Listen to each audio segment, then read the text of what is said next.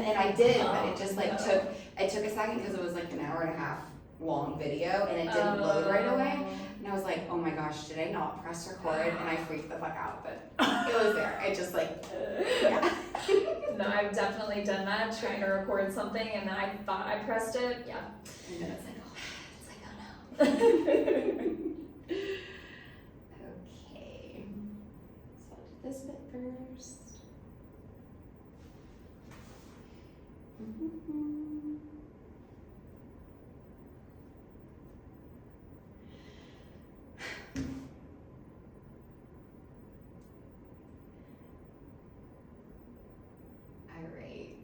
Hey guys, so before we jump into today's episode, I just wanted to take a quick second to introduce myself and tell you a little bit about why I started the Human Health Collective.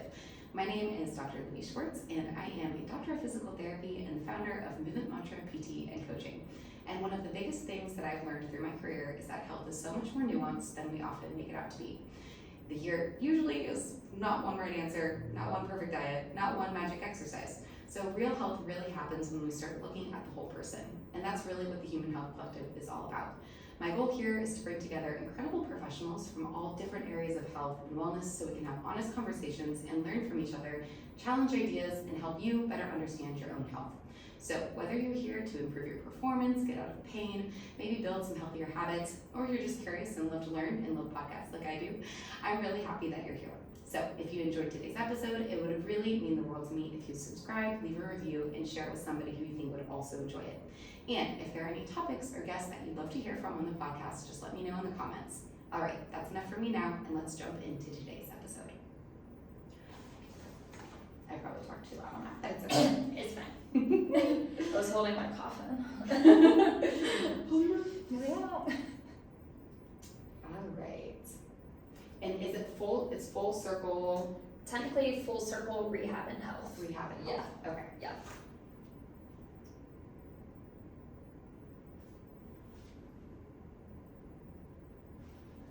All right, guys. Well, welcome back to another episode of the Human Health Collective, and I'm super excited about today's episode because I have Pam here from Full Circle Rehab and Health, and this is a really cool moment for me because I'm sure we're going to get into this just a little bit. But Pam is actually my little from PT school. So if people don't know what that means, then essentially we kind of have this like mentorship program when you're in PT school and you get paired with somebody in the class above you and then the class below you. So Pam was in the class below me and she was my little, and it's been funny because when you're in PT school, it's like such a grind, and like honestly, I didn't talk to my big, and we didn't talk a whole lot in PT school, but actually getting out of PT school, we've had more conversations, and now you've started your own business, all of the things, so I'm so excited to have you here. Thank you for coming. Yes, I am honestly so excited, and it is really cool. Like, I know I'm going to use my name, but it is kind of a full circle moment for me because you know, we met in grad school, and then like as I decided to venture out into business, you had already started that, so it's like we're kind of just like two little peas in a pod. I know, it's so awesome, and it makes me really proud because I'm like, I remember the conversations like that we had about you thinking, okay, like is this something that I want to do, like kind of where you were when you got out of PT school, and then we're just like starting your PT, you know, career journey, and then talking about all that. It's crazy. So I'm so proud of you. Thank you. Yeah, no, it was definitely, I think, a bit nerve-wracking, but having somebody else kind of go through some experiences within business, but then also specifically healthcare business, which is its own beast in itself. That helps calm the nerves a lot and allow me to actually jump into it. Yeah. So, Oh, that's so cool. Okay, well, let's give people, because actually I'm like, we probably haven't talked about this kind of aspect in a long time. It's like, let's give everybody a little bit of background about who you are, where you come from, and then like, I'm curious to also kind of hear that story of like what got you into PT in the first place. Yeah, so gosh, feels like a lifetime ago that I decided I wanted to be a physical therapist. But you know, I knew I wanted to be a physical therapist, I think, pretty young, you know, down into grade school when I was little. I was always in athletics, and I loved learning what was going on when someone was injured, or the body and what it's capable of. And so I decided pretty young I wanted to be a physical therapist. So needless to say, I transitioned. I knew going into college that I was going to go into exercise science, and then you go and get your doctorate after that. So 7 years of school. A lot of school. A lot of school. But 7 years later, I came out with my doctorate in physical therapy. And I think for me, honestly, it is kind of crazy. You and I have had some similar interests, Yeah. I think, getting out into the world of physical therapy. So I also did a little bit of travel therapy when I got out into physical therapy because I just wanted to explore everything. Where were you actually? So I went a little crazy. I went all the way up to New Hampshire, Okay. which maybe isn't that I crazy. was out to Washington Yeah. State, so Maybe both a like, little get bit. as far away from Tennessee as possible. Yeah. You're like, I even thought about Alaska, and somebody was like, maybe not for your first one. In the middle of nowhere. Yes, exactly. But I did go up to New Hampshire first. I did find that was an experience because it was really far away from an airport, and I still had, my now husband, he was back home, and so that was pretty tough. So anyways, I went through a little bit of travel there. I did some in South Carolina, I did some in Alabama, and just jumped around. And then, tried a couple of settings in between that. So, I did a little bit of outpatient, PRN work. I worked in skilled nursing a lot. I just wanted to explore everything related to physical therapy when I got out of grad school. Yeah. What was your favorite job coming out of school and going into the different areas? Because I know kind of where your personal interests are, but I'm curious what your favorite job was. Oh gosh, that one is so tough. I think, honestly, for me, I liked different jobs for different reasons. So like for skilled nursing, when I got into, I had worked at like a skilled nursing facility. I think this is the one that I was at, I guess in New Hampshire. But it was an interesting mix because it was like they had, that was a hospital. But they had a hospital, they had their outpatient, they had their acute care, which I think. That was similar to what I was in Ilwaco, Washington. Yes. It was like they had the hospital that was right there, and then I was doing like outpatient days mostly, but then I would go into the hospital a couple days a week too, so yeah. Yeah, I think a lot of places are setting it up that way just to try and get especially people for travel going. therapy. Yes, absolutely. So that was a really cool experience because I felt like I got to see a couple different things. But then I feel like I really actually enjoy getting into skilled nursing because it was the first time that I feel like I got to see a population of people that was really not well taken care of. So explain what skilled nursing is for people who might not know what that is. Yeah, so I would say most people think skilled nursing is just your, our older people, just the nursing home, and they're just going there to live out their last few days. I think I got a rude awakening, especially, so I worked at Alexian Village here, in Signal Mountain, and I think I realized how wrong I was about that. So skilled nursing is, you do have the nursing home side, and that usually includes like a rehab side, but then a lot of times they also have like assisted living or, just senior living as well. Okay. So that's what Alexian Village specifically had, but a lot of places, have kind of a mixture of things. It is a place where people go to live out usually the rest of their days, and skilled nursing specifically is really people who know they're not going to ever be able to live independently again, and they need 24-hour caregiver support. But this is where the caveat came in, and this is where I think I was like, wow, why have I not thought this way before? These people are still living. Yeah. And they still want to live, and they still want to do things in their life. They don't want to just sit in a wheelchair and watch TV all day long. I mean, would you? I want to be like doing a lot of things. Yeah, exactly. You'd be like that 80-year-old woman that, did you see, okay, this is a tangent, but the like 92-year-old woman that escaped from a nursing home? Yes, honestly, I love that though, because especially us as physical therapists, we're like, yeah, I'm going to give you the strength to climb a fence. She like scales this like 8-foot fence, this like Japanese woman that escapes from a nursing home. It was the most hilarious video, and I was like, yes, that would be me. Yes, absolutely, especially like, knowing we both lift weights and everything, I'm sure we would find a way. I'm escaping this. Yes. But that's so cool to hear, because I do think that a lot of people, and probably my own like preconceived notions of like what it would be like working in a skilled nursing facility, is that, it's just, people who want to sit around and watch TV all day in their wheelchairs. And like, no, they do want to live and give life back to those, that time in their life and feel fulfilled just like we all do. So that's really cool, and it's really interesting to hear how all of those experiences that you have like shaped you and your like physical therapy journey and like your own just like personal journey. So when you kind of then, what was that deciding factor though, because now you opened up your own business. Yes. So what was the deciding factor for you to kind of finally make that leap of transitioning from your, steady jobs into branching out and doing your own thing? Yeah, so I mean, obviously it's a huge decision and it takes a huge leap of faith.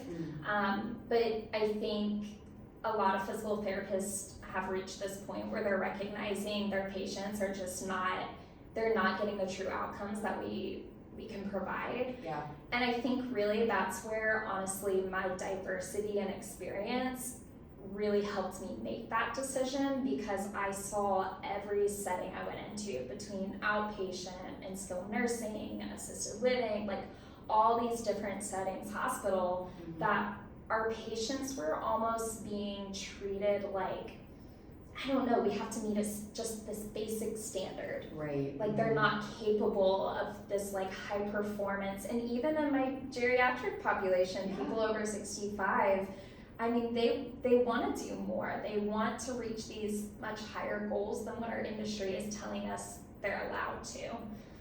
So I think I finally reached that point where I was like, I want to do more, and I know the best way that I can possibly do that with my patients is by hopping into the cash-based route, and that's why I decided to start Full Circle. Yeah, so tell me, Full Circle, I mean, for me, I'm like, I get it. Yeah. But Full Circle, what does that mean to you? Yeah, so gosh, I feel like I've, gone over a couple different thoughts. I'm like, what does this really mean, and why did Full Circle just come to fruition in the name especially? I think what it really meant to me is that I wanted to really bring all these aspects of people's health and take them from the very beginning and just bring it all together so we get this full circle picture of people like coming back to what they really want and leading this healthy lifestyle. So it just felt like, when you sit here at the beginning of rehab and you sit here at the beginning of anything, you're like, what can I achieve? And then by the time you take them through all these like health aspects, you're like, okay, full circle moment. I like wanted this. This is where I started. I really wanted these things. So it just made sense in my head to just like, I'm bringing people full circle. Yeah, I love it. I think it's so great. And in my mind too, when I think of like Full Circle, I also think it's like that circle is like all encompassing. Yes. So it's really thinking about serving the people in that whole person centered way, Yes. which I know we've talked about from the Human Health Collective and health chats and everything that I'm doing. And Movement Mantra for me, it's very important to have that full person perspective and have the whole person in mind. So I think that I love that aspect of Full Circle, so that brings that in. Yes, and actually I feel like that's a really good, kind of segue of how important it is in our healthcare system to work with other professionals. At the end of the day, I'm limited by the education that I have. I only know so much. And I think there is almost maybe a bit of a stigma in a lot of healthcare professionals that we have to provide all of the answers and we have to solve everything, and that even like physicians especially are just like, they know everything. But that's not really what healthcare is supposed to be. We're supposed to be saying, this is where my education leads. Let me refer you to somebody for this piece of your healthcare. Yep. And I love this, that you've started this. I think it's so great because it really reminds healthcare practitioners that like we're a team and we're supposed to serve the patient. We're not serving our own needs and our own egos. We're serving the patient. Yeah, 100%. And I think that too, when I started Movement Mantra, and I've kind of told this story a bit before, but when I started it, I was in this very limited mindset because you kind of get told from a business sense, oh, you know, if you aren't getting clients, it's because somebody else is taking them, quote unquote, maybe. Yeah. Where in reality, there's more than enough people in the world that need help from a physical perspective. Yes. So there's plenty of people to go around. And so when that mindset for me shifted from this kind of zero-sum game perspective into, you know, the more community and connection that we can have, the better it is for everybody. I felt better, for one. Yeah. And two, it just really did bring it, you know, together for me, thinking about, okay, how do you connect with other professionals?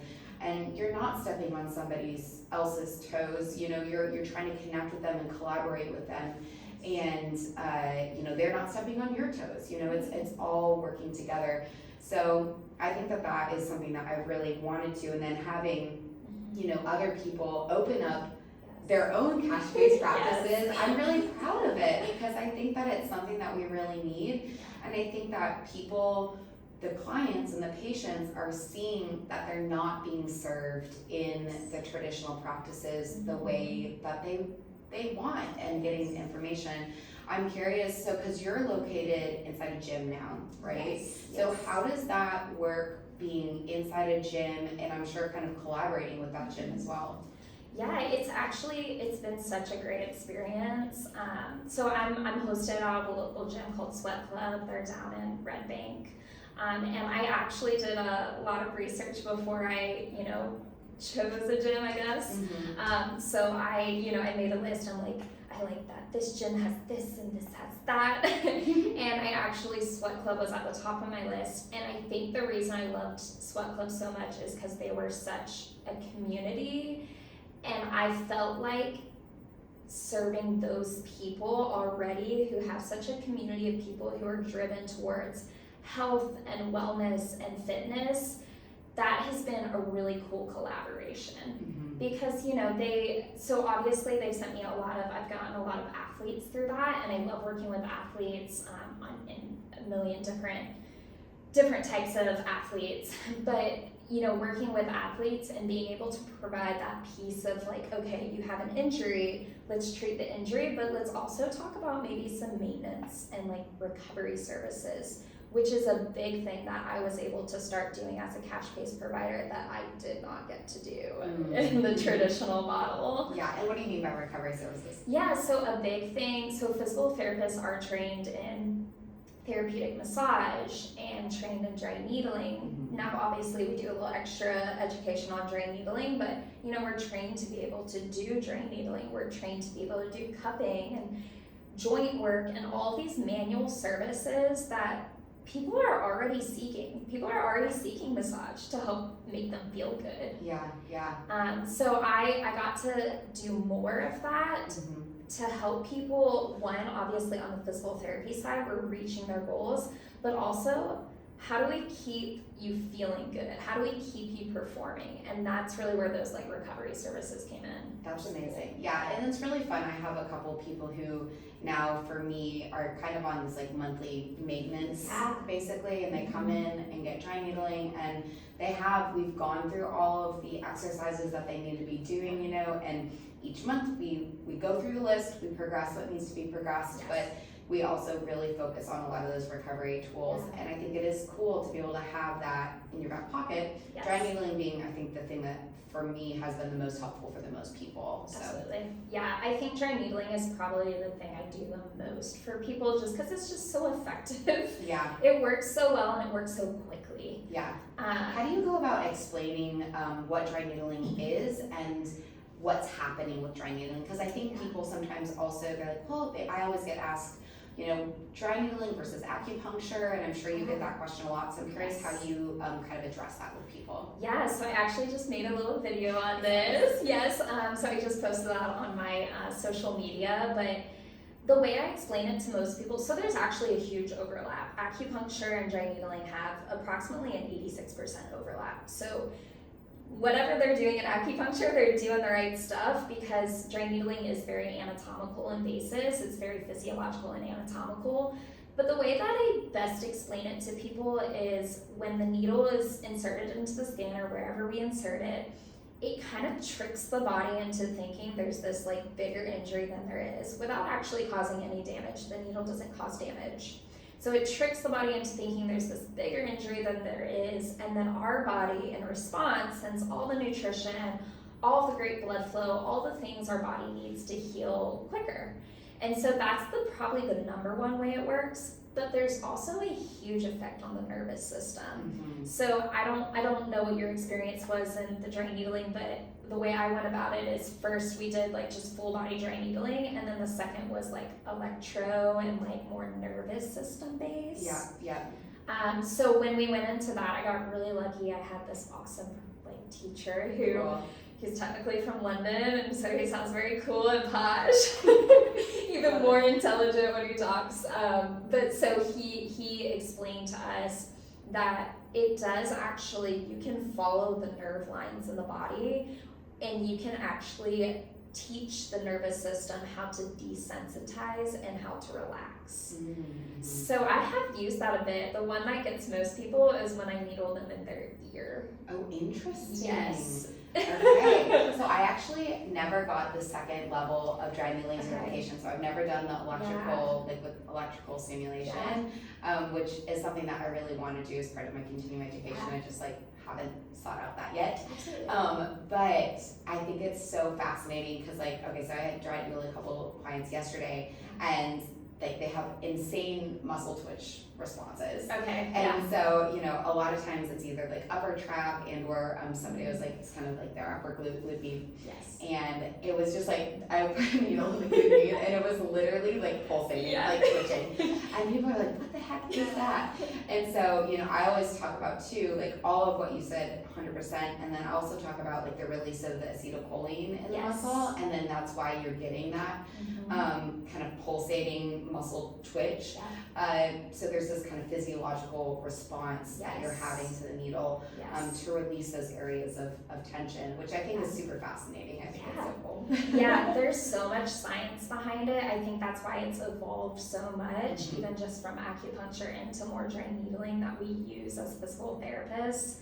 But no, it has such a strong nervous system effect. And so actually if you needle the ear, and I do this a lot for people who have chronic pain or they have anxiety, depression, things that do really increase your pain sensitivity, I'll needle in that area because it directly affects nerves that are related to the parasympathetic nervous system.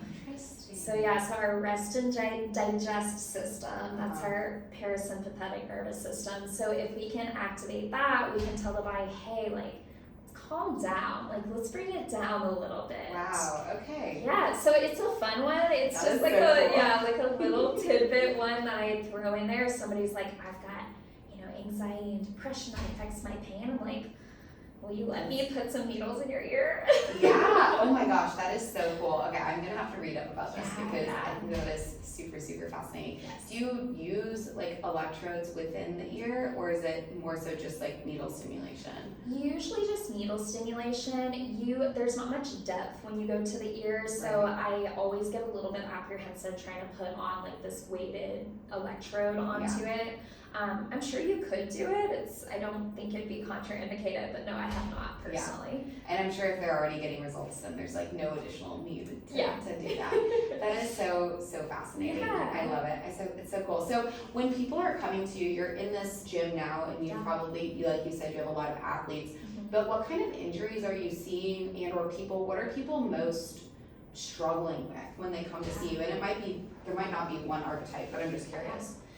So I definitely do get a bit of a range. I would say the biggest thing that I see within the gym, so my outpatient side, I do still provide actually home health services as well, which we can talk about later.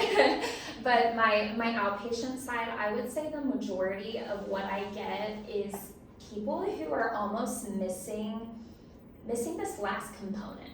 So a lot of times it's people who have tried, you know, certain exercises and stretches and mobility, and they're like, I got pretty close, but something's missing. A lot of that usually presents in like, I would say low back, hip, shoulders, and kind of upper T-spine neck area. That's probably where most people miss these like last little And what are they pieces. missing for you? Because I have like one thing for shoulders in particular that's always like a key component, but I'm curious for you what you feel is maybe the most missing with shoulders, and or it could be low back, hip, whatever. But Honestly, I think probably both. I think the biggest thing that gets missed is this higher level of stabilization. And I don't know if that's been your experience as well, but a lot of times what I've seen, especially people who have tried the traditional model of physical therapy first, and then they're like, well, I didn't quite get what I wanted out of it. I got okay, but not excellent. Right. So they come to me and we kind of go beyond those, again, the standard, we go into performance. So what usually gets cut off is that like ability to stabilize the spine, to stabilize the shoulders, the hips, in such a way that when you go to work out or you go to lift something heavy or you do this bigger movement, our body's got this like really strong foundation. Yep. So Yep. yeah, I don't know if that's been your experience. I mean, definitely similar. So for me, I think of like something very specific with the shoulder is like scapular control, just in general, because it's not just like stabilizing for people. Sometimes I see that it's actually like their inability to have awareness around where and what the shoulder blade is doing in movements, and the underutilization of my favorite muscle in the body, which is the lats. Yes. So like using the lats and lower traps to kind of pull that shoulder blade down, and then serratus anterior to pull it down and around, and kind of using that shoulder blade scoop to actually open up shoulder joint.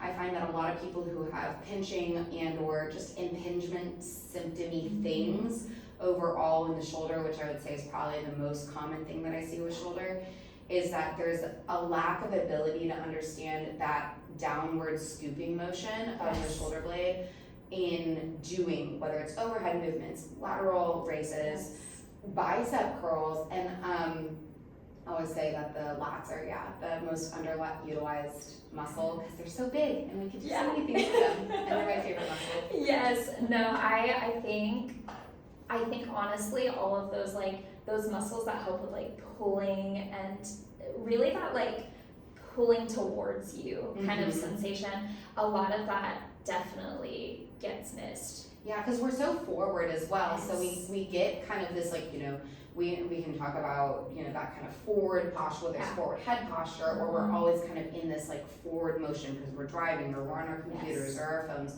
And so that retraction, that pulling back in the posterior chain, which is like all of that back musculature, that definitely gets weak and or missed. And also I think for a lot of people, I see this, and maybe you do as well, is that because you can't see the back, it's a little bit harder for people to understand how to activate it because they're not visually able to see what's contracting. Yes, and I think a lot of times too, it's hard for people to really understand what that contraction feels like, just like what you're saying, not being able to see it. So it does help a lot, having someone like a physical therapist step in and say, hey, this is what it's supposed to feel like. Right. And I did see this really great video analogy of kind of that like core stabilization and how it works. But basically this guy took an empty like can of Coke.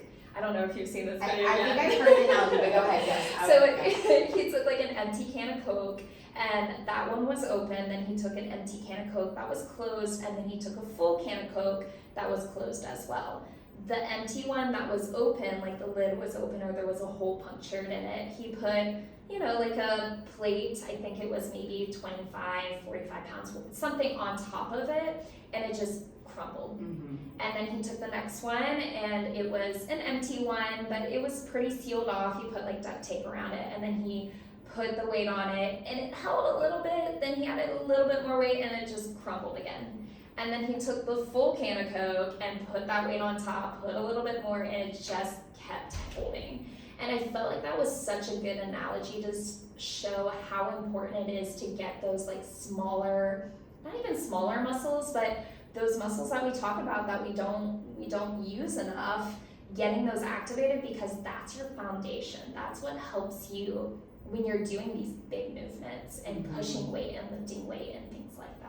Yeah, and I always remember the little like line from PT schools, like proximal stability allows distal mobility. Yes. And so that little rhyme almost in my head I always think about that because if you think about your center as that Coke can and your torso from your shoulders to your hips and core included, that whole center being that Coke can, and you're adding maybe weight from a back squat or you're doing different loaded movements, you want that to be really stable and it's going to allow you to have more mobility through the motions. Yes. Something that's really interesting as well that I remember I read in, I don't know if you've read The Back Mechanic by Dr. Stuart McGill. So he's got like the McGill Big Three, but that book is really a great book. I would definitely highly recommend. And an easy read, like lots of visuals. For people as well, you can buy it off of Amazon, and if you want to just learn more about your back pain or how to fix your back potentially, great resource.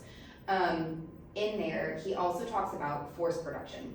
So with my athletes, I'll talk about this a lot, as even if they don't have pain, the stiffer your core is, the more easily you're able to transfer force through the center of the torso. Yes. So if you're trying to lift heavy weight, just like you want to like use a hammer to hammer a nail, you're not going to use a wet noodle, you can transfer more force through a solid stiff structure. So when your core is stiff, you're actually able to transfer that force more effectively, which people are always like, oh, that makes so much sense. I'm like, it's so cool. Yes, I know. I love those like analogies and metaphors and visualizations because it does help a lot.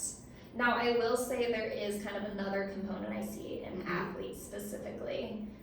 I think a lot of us have seen this be said, especially as social media has really like dove into the fitness world. But a lot of us continue to participate in sport like an athlete, but we do not train like an athlete. And I unfortunately have learned this the hard way myself through a couple of different injuries, getting back into higher intensity activities, such as I'm training for a high rocks or like running races and things like that. But I have a lot of athletes that are participating in sport and not training like they need to. Yeah, and do you help people write training programs? I mean, there's a physical therapy side, but you're also in a gym, so there's probably personal trainers, but are you like working with those trainers? How are you kind of navigating that to like show them what it would mean to be training like an athlete, to train for maybe somebody is trying to train for a high rocks or a marathon or something?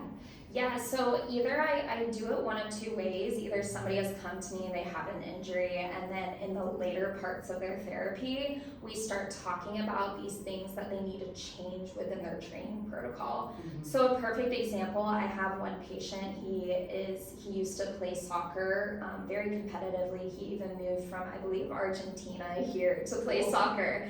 Unfortunately, he had some pretty crazy like hip injuries and surgeries, and so he doesn't do that anymore, but he still wants to participate in sport. So for him, it is high rocks. Anyways, he came to me, he was having these issues within his hip. So we went ahead and addressed the hip. We got the hip feeling good, but we re-examined his training plan. And when I looked at his training plan, he's doing things, so high rocks has a lot of very explosive movements. So he was trying to do these, he wants to compete in an event that has very explosive movement, but he never trained explosive movements. Interesting. Yeah, so he wasn't doing a lot of hopping and jumping and cutting, sprints, things that are required to do these very crazy explosive movements. Yeah. I'm also terrible at doing all of those things. Yeah, me too. I know, I will say your patients teach you a lot. I know, they 100% do. I'm always like, I should probably do more jumping as a runner. Yes. No, I definitely have, through my athletes, I'm like, man, I need to do this more. But no, we talk about it at that point, or I do have actually some athletes that say, hey, can we just do like a full workup, evaluate everything, how my functioning is, my flexibility, strength, all these things, so that you can help me better prepare for participation in all these sports. And that's been really fun to do. That's really fun because I think it's like people are actually seeing the utility of what it means to do prehab, quote unquote, and actually prepare their body before they're injured, because that's something where I think the education that we have as physical therapists is completely underutilized. in the fact that we can actually prevent you from getting injuries, not just help you recover from an injury. Yes. And it is one of the most underutilized aspects of our training. Yes, and I think that was also probably part of why I stepped into Catchface, because there's just all these little facets, like this example that just got missed, and they're getting missed. And then unfortunately we have patients that said, I tried PT and it just didn't work. Yeah. And it's so sad to hear, because then you start asking questions. You're like, okay, well, what did you do? What happened? And you start to find out, well, all of these things got missed. You did miss things, so yeah, it probably didn't work. And this is not to dog anybody in the traditional model. I always say there are fantastic clinicians out there, but they're trapped in a failing system. Yeah, and that system is really difficult. I had Dr. Dusty Disher. Dusty on here, and we were talking about that because he's now moved into his own business as well. And there's a lot of PTs that are really moving into their own cash-based practices, which allows them to be a bit more niche, allows them to actually treat clients and patients the way that they feel they can best get them to recover, and also prehab them and prepare their bodies for what they're training for. Mm-hmm. So I do think it's really difficult, because a lot of clients that come from maybe a traditional practice and say it didn't work for them don't necessarily understand the constraints that different clinicians are under given the insurance-based world. Mm-hmm. Because reimbursement rates are terrible. And basically, the clinicians are then stuck in this where they have to get more and more clients because the clinic has to make money because they're not getting reimbursed enough. So then they put more work on the PTs, which means they have so much documentation, and they can't actually pay attention to their clients because they're over there and they have to manage 4 or 5 people at a time, and it's insane. Yes. And so, I tell people, because it is different to go from when your insurance is paying for your PT, whereas then maybe you're paying cash from a client point of view. Yeah. But when you come see me or you or another cash-based clinician, you're seeing that clinician for usually at least an hour. Mm-hmm. Is that solid amount of one-on-one time, undivided attention. And I have seen people get better in a couple sessions when they've spent weeks in therapy before. Yes. Oh my gosh, that's the thing I think took me a little getting used to, because in the more traditional, insurance-based model, I was told you probably want the patient to come 3 times a week for the next 6 to 8 weeks, and then they'll start to notice some change. And now I'm like, no. I'm like, okay, well, we're gonna have to work on, maybe we're preparing you for the London Marathon, because there's so much time in that, but you have so many things to do. Yes, and don't get me wrong, there are certain instances where that is applicable, where you want to see the patient more regularly, at least for a couple of weeks. But I would say the majority of my patients only need to see me once every couple weeks, or maybe a little more off the start, once every 2-3 weeks or something like that, and then I can jump down. But if it's about we're treating this injury that we're trying to get you back to what you're doing, I think on average I'm spending somewhere between 3 to 6 sessions with people, and then they're so much better, and they're even reaching these peaks that are even higher than they thought they could possibly reach. Yeah, I think it's really amazing, and that was something for me too, is I just see clients 1 day a week, and people are like, oh, you only take clients 1 day a week? It's my clients only need to see me 1day a week, because one, they're also a lot more compliant, and if you're doing the home exercise programs that we give, and the homework, quote unquote, that we give, which people are generally more inclined to be doing when they're paying out of pocket, then they see improvements, and each week we can come in and we're not wasting time just doing your little banded exercises while I type on my computer. Yes. You can do that at home while you're watching TV. Exactly. And you can come into me, and then we'll educate. We'll work on whatever needs to be done next in terms of progressions or regressions potentially. Yeah. And then maybe it's dry needling or cupping or massage work. And so we can do so much more when Yes. we're in this cash-based world. And so I wish more people understood that and knew that Yeah. the money that they're spending,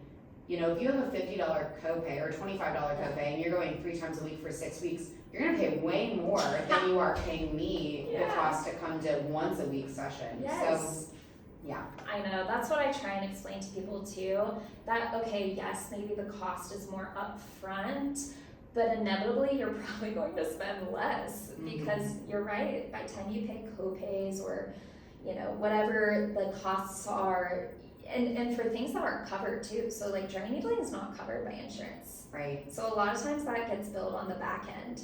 So things like that, you end up paying so much more and getting not as good results usually. So yeah, it does take a little bit, I think, of, you know, explaining that to people, and unfortunately I feel like a lot of people have had the bad experience and then are willing to try it, but man, I wish I could save them from that, you know? Yeah, no, same, 100%. And I do think that it's becoming more understood as to where a cash-based clinician can come in and really provide the type of support that people are actually looking for.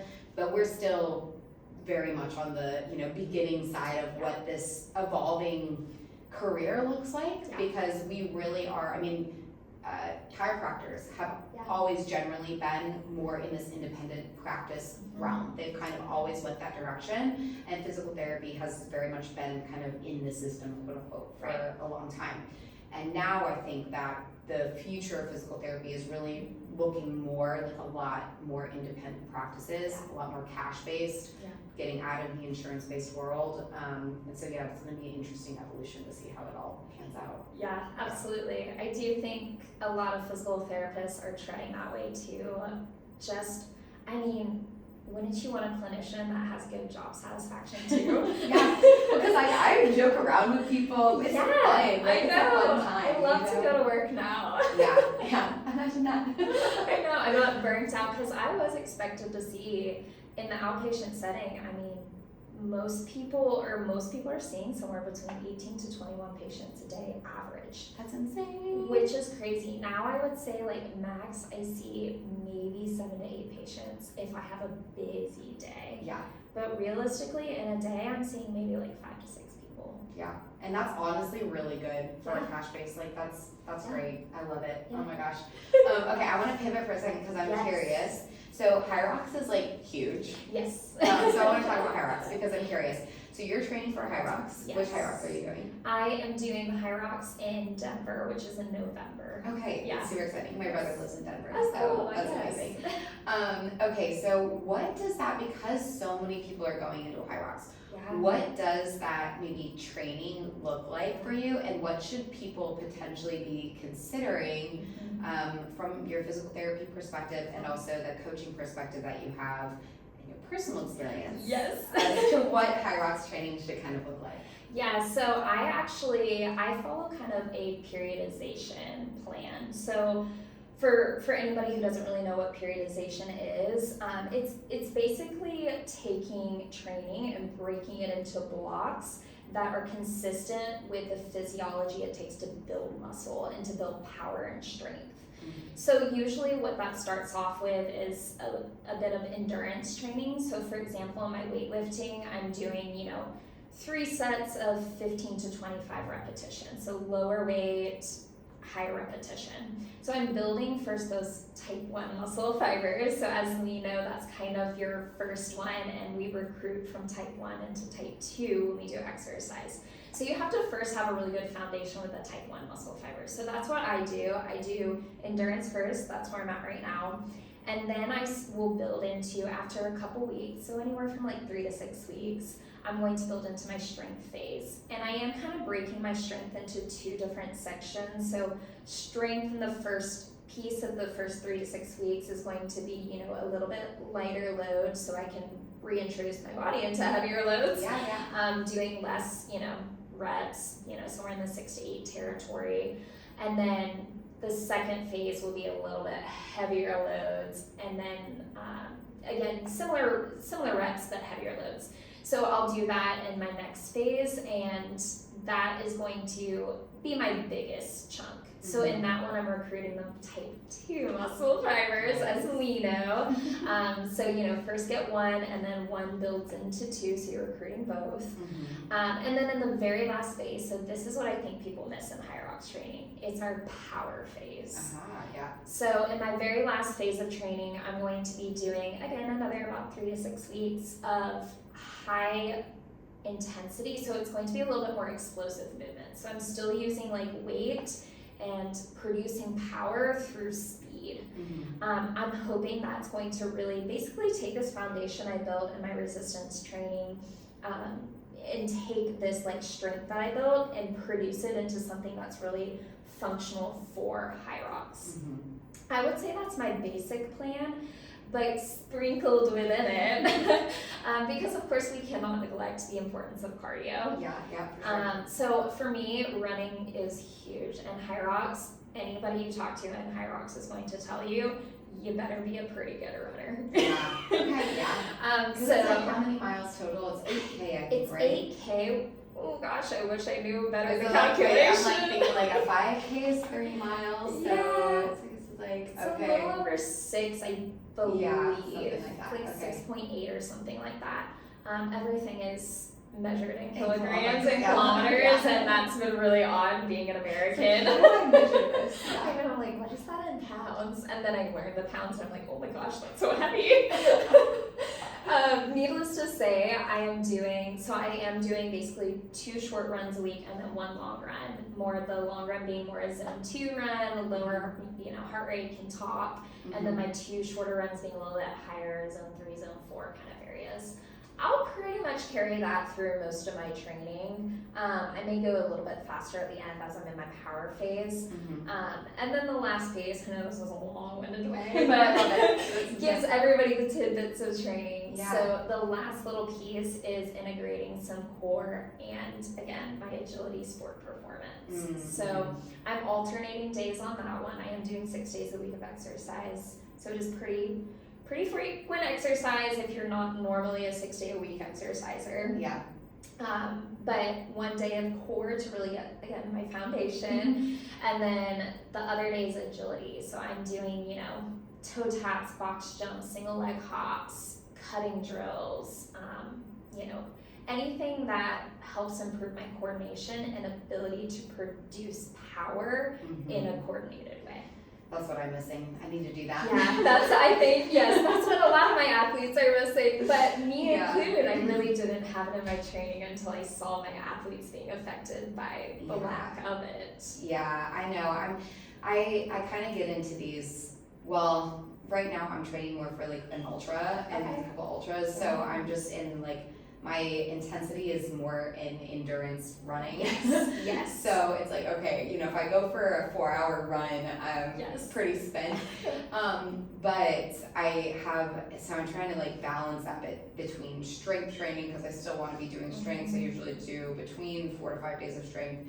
And then also my running in each day, I'm like, okay, well, where do I put agility or that plyometric work in? So I'm trying to figure out where I want to add that, because I'm trying to do legs and I don't know. It is tough.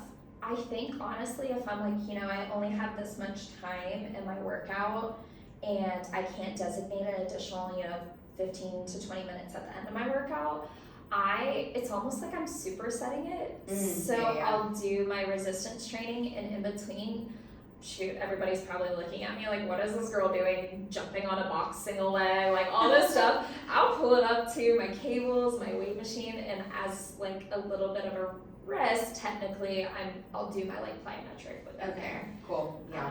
So that's what I'm doing at least. But you are correct. Every different sport requires a different kind of training. I'm doing a lot more resistance training because, like I said, the weights in high rocks are a lot heavier than I thought.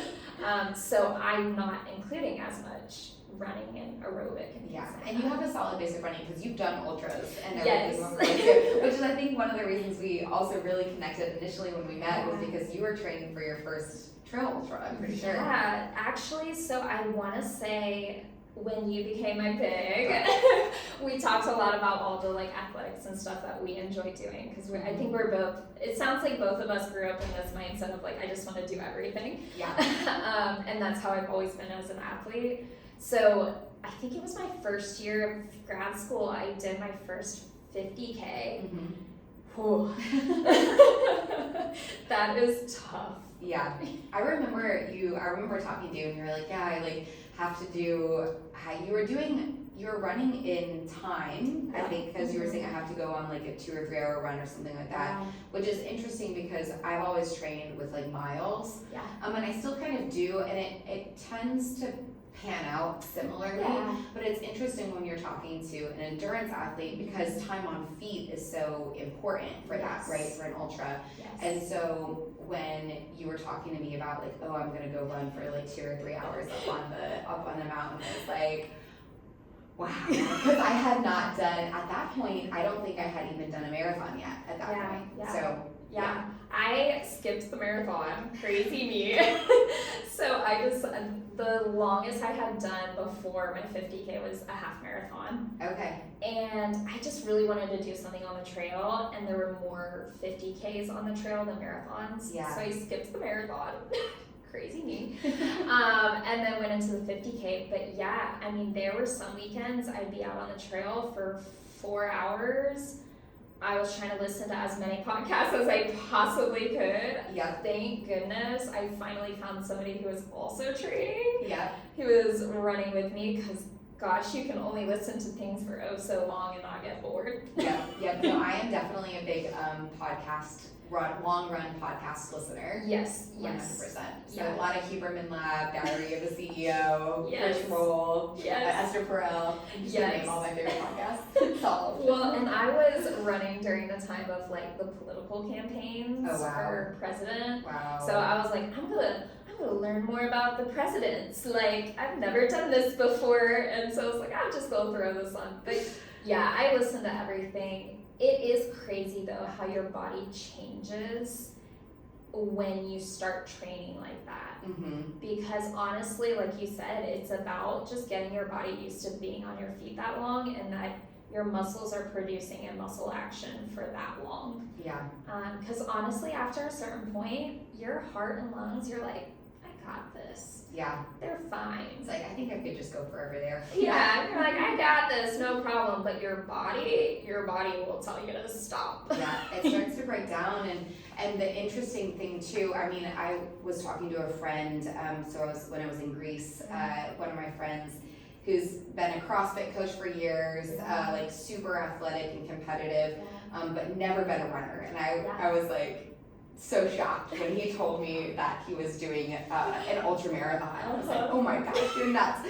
On one of the hardest trails in Madeira, Portugal, up and down, crazy amounts of elevation. I was saying, you're absolutely insane. Yep. But he was telling me about how he finished that race and that it was one of the hardest things that he's ever done, which goes without saying. But he also had never done an endurance sport like that, and nutrition is such a huge component, and he didn't necessarily consider how different it would be going from, I think the longest run he had done was 20 miles, or maybe he had done a marathon before, but then he was doing, it ended up being closer to 36 miles, which is like a 50 or 60K or something. Yeah.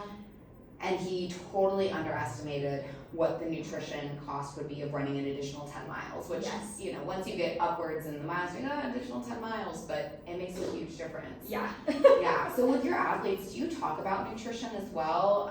Because I'm sure that definitely plays a component into their recovery, into all of the things that you're talking about with them. Yeah, actually a lot of times that is a big conversation I have to have, because I would say, I don't claim to be, you know, a dietitian or, you know, nutritionist or anything like that, but our education does include nutrition, and it, especially, you know, when you are an athlete, you explore it yourself as well, but no, I would say so many people are lacking carbs.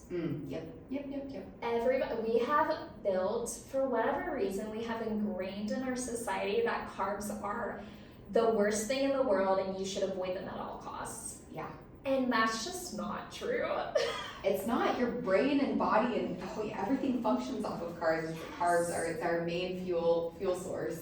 Yes. And it's absolutely nuts. I think in kind of the millennial / like older Gen Z area that we're in, this generation, we grew up in the early 2000s with being told, that carbs were the enemy, and that, the ketogenic diet and paleo and all of these fad diets kind of came through as we were growing up. And so I see that a lot with people who have a really bad mindset around what it means to be fueling your body for athletics specifically, for everybody, but for athletics specifically. Well, and like the reality is, working out is like the ultimate cheat code to being able to eat good food. If you are moving your body regularly and you are doing things to help support, muscle growth and things like that, you get this awesome opportunity to eat great food, including carbs, right. And I did have to have, even recently, I had a patient and she was like, I'm just so tired all the time. I have brain fog. I feel bad. For women, it can mess with your menstrual cycle.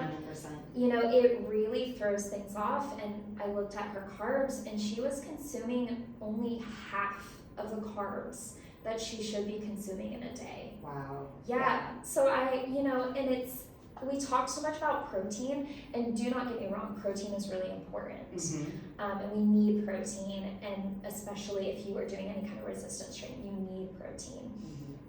But we are not talking enough about carbs. Yep. They're so important. It's so important, and that's something that I learned kind of the hard way through my own fitness journey, just in general, is I started to learn about protein, and then I got very, obsessed with that, but then also was being really restrictive, and not that I was afraid of carbs, but I wasn't eating processed carbs, so I only really ate fruits and vegetables, which is a lot of fiber, and also I was eating hardly any fats, which fats are also important, especially from a hormonal perspective.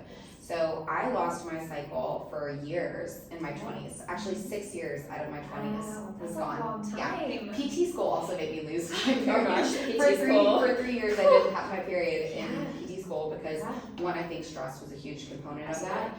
But two, because when I didn't feel like I had control outside of the world, then in the outside world, then I was just really controlling my inside world, because that was what I felt like I could control. Absolutely. And so food and nutrition was a big part of that. And so especially in PT school, and prior to that, but in PT school, I was like, okay, just eating fruits and vegetables and protein, hardly any fats. And then when I got my nutrition certification, I started to learn too that the fiber actually absorbs even more of your hormones. Interesting. And estrogen. And so it binds and it flushes the body, because fiber does act as a way to detoxify the body, but it also binds to hormones and will kind of flush hormones out of your body. And so I thought I was eating healthy and I was eating enough, it looked like, on my calorie total intake, but a lot of those calories were coming from fruits and vegetables, which are healthy and we need those, but it was clearing out all of my hormones, which I didn't really realize. And so it was very interesting then talking to athletes who have been through similar situations and seeing people now, and making sure that they understand that having this balanced whole food diet is really important for your performance, for your recovery, for reducing inflammation and getting better from recovering from injuries. It's so important. Yes, it's definitely been something I think I have included more and more as I see more and more athletes who really are not feeling their bodies properly. Yeah. But it does also, just like you said, it really plays a huge role in tissue healing as well. Huge. On my home health side, I would say I want to hear more of this. Yeah, so I do a little bit of home health as well, and that's actually how I started, because I was like, I can't afford a place right now. So I was like, let me do home health. I would say a lot of my home health people tend to be a little bit more on the, older side. certified, so usually somewhere like 70, 75 plus. But what I have seen in a lot of my home health patients is these much more complex injuries and these like more comorbidities, so more diagnoses that they have. And nutrition in that realm is even more important because a lot of times these people have these major injuries coupled on top of all of these comorbidities, and they're not fueling their bodies enough for the injury, let alone all these other things their body is trying to handle and manage. So I actually have a wonderful patient who went through breast cancer. She is now in remission, very recently, yes. But needless to say, obviously that tears your body apart. Yeah. Unfortunately, during the time she had been going through treatment, she had a really bad fall, shattered her ankle, was like non-weight bearing for a couple weeks, had like, external fixators and a boot and just all these crazy things. And we did talk a little bit about it's important that you are getting a whole food, just like you said, a whole food diet, because your body is demanding nutrients. 100%. And tissue healing can really be impaired when you don't have enough nutrients. Yeah, the vitamins and the minerals that you get from those fruits and vegetables, the protein content that you're getting from whole food sources is so important for that, 100%. This makes me think too, because I'm just thinking about all of these components that we're talking about, and it really is, there's so many aspects and facets to nutrition, to physical therapy, to coaching and training and all of it. And we live in a day and age on social media, right? Social media is the main thing. You and I have both now found that's how you promote yourself as a business. That's how you get your name out there. And this is something that I like to ask this question to everybody because I'm always curious, is what are you seeing on social media these days that you could wish you could kind of like scream at the screen and be like, this is wrong? Or what are those things that get under your skin that you're seeing are polarized and maybe not providing the nuanced conversation that needs to be had around certain topics that are presented on social media? Gosh, social media can be really dangerous. I've experienced it myself. I've gotten on social media and, in hopes of maybe getting a little bit of solace. Instead, I got anxiety.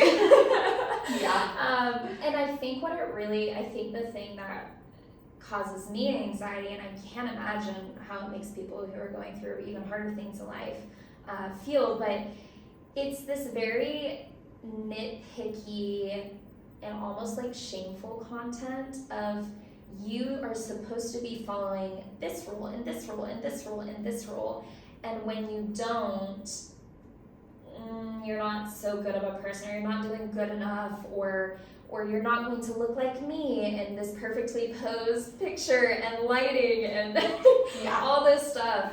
And I think that's such a dangerous concept because the reality of the situation is health shouldn't be so complicated. Being healthy, or at least living a healthy lifestyle, shouldn't be so complicated. Okay, yes, we can provide very specific recommendations for people. And if you're looking for some more specifics and guidance, especially like if you're looking for something that pertains specifically to you, that's where we seek out like professionals like us in physical therapy to help provide a little bit more insight so you can do more detailed things. But the reality of the situation is eat whole foods, live a generally active lifestyle, and when things come up, or even when you want to just be preventative, go to the doctor. It's meant to be that simple, and you should feel good about even the little wins and even doing your best. Because really, that's what we're all trying to do, and that's really what health is, and that's really what wellness is. So I think from a social media perspective, the thing that is tough for me is when we see all these very detailed and nitpicky things, and it just makes people feel like they're not doing good enough. I think this conversation has been one of, yes, health can be so complex and nuanced, but it really doesn't have to be. And the basics are there for a reason. And like you said, basic, pretty whole food diet, try to eat as healthy as you can most of the time. Move your body when you can and as much as you can. Sleep, stress reduction, community, those just basic pillars of health. It doesn't have to be anything insane. And this was a conversation that was brought up where you'll see kind of some of the meme reels actually are, okay, I'm supposed to wake up by 4 in the morning, do a workout, do my morning routine, meditate for 10 minutes, do this, da da da da da da da da da, and then you're like, holy shit, I'm so stressed out. Like, how am I supposed to fit this all in one day? It's like, this morning routine is gonna take me 24 hours. Yes. So it's like, yes. It's crazy. Yeah. And a phrase that comes to mind anytime I get to this point with people or myself, oh my gosh, I should say this to myself more often. Actually, it comes from Jason that you guys had on. I think you had on this podcast maybe 1 or 2 ago. Yeah, he was like my first episode, so it'll be a couple, Ironically, Jason was actually someone I shadowed as a student. Oh my gosh, it's so funny. So I know Jason pretty well, but Jason has always said this phrase, and I've loved it, and I've carried it over into my own practice as well. Be kind to yourself. We are one human being. There are only so many hours in a day. If your body says, I need rest, if your body says, I need a little sweet treat, I deserve it, I worked hard. If your body says, I need to just let go and just have fun tonight, your body is saying be kind to me. I'm doing the best I can, and we deserve to praise our own bodies for doing that. Yeah, 100%. I love that phrase, and I think that it's important to have, I don't like the word balance all the time because balance is sometimes makes us think that we have to have this perfect balance between all of these things, and it's never like that. It's very continual ebb and flow of life circumstances, environmental constrictions, and things that are just happening around us that we may or may not have any control over. But being kind to yourself in all of those phases of life or whatever is going on, given currently where you are, I think is so important to have that and carry that with you. Absolutely. Yeah, that's one of my favorite phrases. It's so good. Yes, if you guys haven't listened to that episode, then go back and listen to Jason's episode. We talked a lot about chronic pain, and he's a super fascinating guy. Oh my gosh, yeah, I've gotten lots of great books from him. I love it. So many tidbits. So I'm curious, we've covered a lot of different things, but is there anything else that we haven't chatted about today that you want to make sure that people either kind of know or that has kind of been on your mind lately? We've definitely covered everything under the sun, which is fantastic because these are all the things I'm very passionate about. At the end of the day, I think the biggest thing I just want people in general to know about physical therapy especially, and coming from my background as well, is that just like you said, there are so many ways in which we can help, and I think your physical therapists really care more than you think they do. I know I walk home at the end of the night and I feel everything my patients are going through. I'm thinking, how can I get them better quicker? I want them to be able to go walk their dog. These successes, I give people gold stars when they've done really well. I love to see people succeed. And so, being willing to, I think, choose somebody that is going to do that for you. It's okay to choose healthcare professionals based upon the way they make you feel and if they make you feel heard. And at the end of the day, I tell people too, if I'm not the right person, I wouldn't go find a second opinion. But our healthcare practitioners out there, myself included, we really, for the most part, want you to get better and want you to do the things that are going to make you feel better. So hopefully me and my own business in full circle, I can provide maybe some of those services and be, part of any of these listeners' support service. So if if you need any physical therapy, let me know. Yes, I love it. So where should people find you if they're kind of looking for some of this additional support? Yeah, so I have a couple places you can reach out to me. I would say the 2 ways that it's easiest to find all of my information is online. So I have a website. It's Full Circle RH, so the Rehab and Health is abbreviated, so fullcirclerh.com. That has all of my contact information, email, location, all of that stuff, as well as my services. But of course, I'm also on social media. So on social media, my handle for Instagram and Facebook is fullcircle_rehab health. So you can find me there. I tell people we live in an age where everybody sends text messages and not a lot of people call. If you would rather text me on the line that's provided or on any of the messaging services, emails, anything, I will gladly answer those as well. Yeah, actually I prefer sometimes people to text me these days because I get so many spam calls. Oh, this yes. is a side note. I get so many spam calls. I'm like, please just text me. Actually, part of my messaging system on my phone is like, if this is not a robot, then please text me.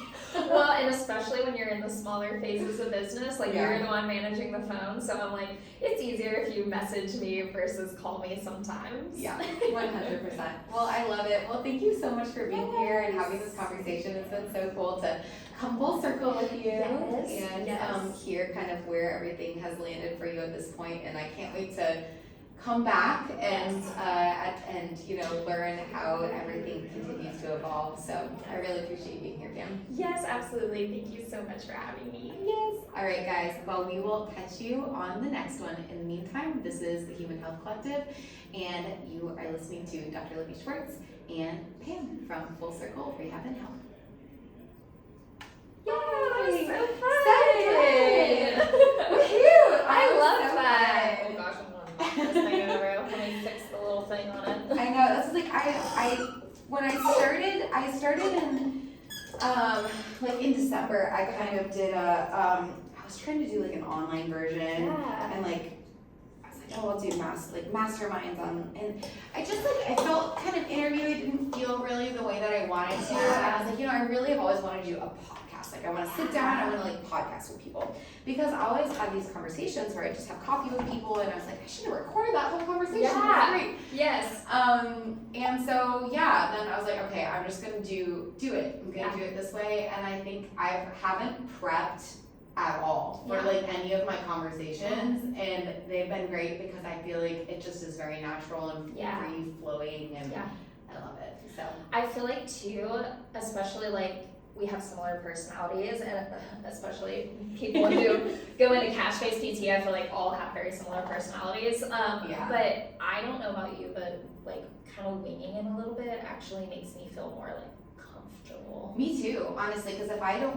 felt like I had to prepare a speech or something, I'm like, oh my gosh, I'm gonna forget what I needed to say. I don't know. Right. And if I'm just talking off the cuff, I'm so much better. Yes. Yeah. And it sounds more natural. I know if I have something prepared, I will get stuck if I mess something up. Instead of being able to just go forward, I'm like, oh God, I should have said this or I should have done that. So I think this is definitely a good setup. This is great. Yay! This is fun. I'm so Okay, excited. so tell me how you can, promote, when to expect things.